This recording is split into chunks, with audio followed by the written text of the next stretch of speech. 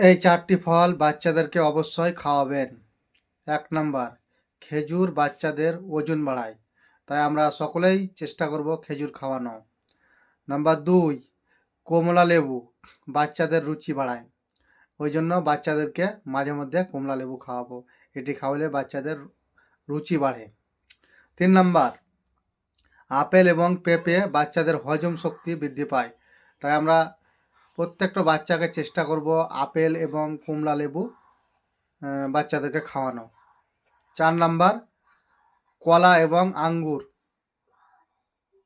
এগুলো খাওয়ালে ভালো ঘুম হয়, তাই আমরা প্রত্যেকটা বাচ্চাকে চেষ্টা করব কলা খাওয়ানো।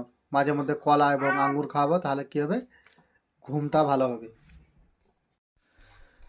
এই চারটি ফল বাচ্চাদেরকে অবশ্যই খাওয়াবেন।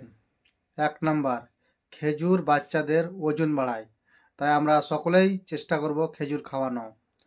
নাম্বার ২, কমলা লেবু বাচ্চাদের রুচি বাড়ায়, ওই জন্য বাচ্চাদেরকে মাঝে মধ্যে কমলা লেবু খাওয়াবো। এটি খাওয়ালে বাচ্চাদের রুচি বাড়ে। ৩ নাম্বার, আপেল এবং পেঁপে বাচ্চাদের হজম শক্তি বৃদ্ধি পায়, তাই আমরা প্রত্যেকটা বাচ্চাকে চেষ্টা করব আপেল এবং কমলা লেবু বাচ্চাদেরকে খাওয়ানো।